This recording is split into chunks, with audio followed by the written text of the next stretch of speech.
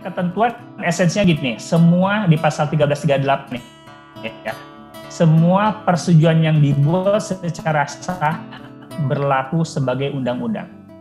Ini kan di wilayah perdata ya, esensinya hal-hal yang disepakati itu adalah sebagai undang-undang bagi para pihak yang membuatnya. Di sanalah asas. Nah, di sana itu terkandung bahwa ini adalah fondasi sebagai asas kebebasan berkontrak. Jadi kebebasan ini yang penting para pihak sepakat dan tidak mempermasalahkan hal tersebut, maka itu mengikat, berlaku bagi para pihak tersebut, seperti itu.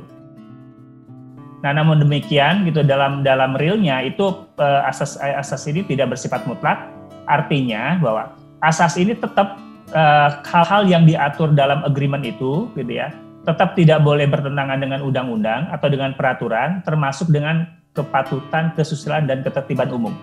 Nah, itu jadi yang tetap artinya tidak bersifat mutlak, karena asas kebebasan berkontrak saya bebas mau mengatur apa aja, saya bebas mau isinya apa aja. Pada prinsipnya itu jadi tetap kebebasan itu artinya kebebasan tetap ada rambu-rambunya dalam konteks seperti itu.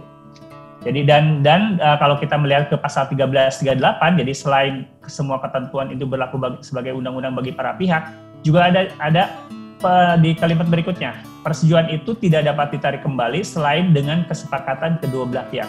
Artinya apa?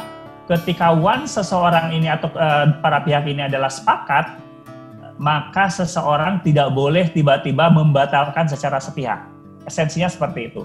Jadi esensinya tidak boleh membatalkan hal-hal yang sudah disepakati sebelumnya. Kenapa? Karena tadi kesepakatan dari perjanjian adalah undang-undang bagi para pihak yang membuatnya. Nah, berikutnya di pasal 1338 itu juga terkandung asas mengenai itikat baik. Jadi di kalimat berikutnya, persetujuan harus dilaksanakan dengan itikat baik. Nah, dalam pelaksanaan kontrak esensinya itikat baik ini harus ada. Harus ada. Nah, bagaimana pertanyaannya? Bagaimana cara mengukur itikat baik? Itu yang seringkali menjadi perdebatan gitu ya. Nah, ada itikat baik itu bisa dilihat dari sisi subjektif. Sisi subjektif itu gini, ada kejujuran dari para pihak tersebut untuk menyampaikan secara jujur apa adanya, tidak menyembunyikan sesuatu, tidak memanipulasi sesuatu. Nah, jadi itikat baik itu di sana gitu ya. Ada juga yang bilang bahwa dari segi termasuk juga dari segi asas yang sifatnya objektif.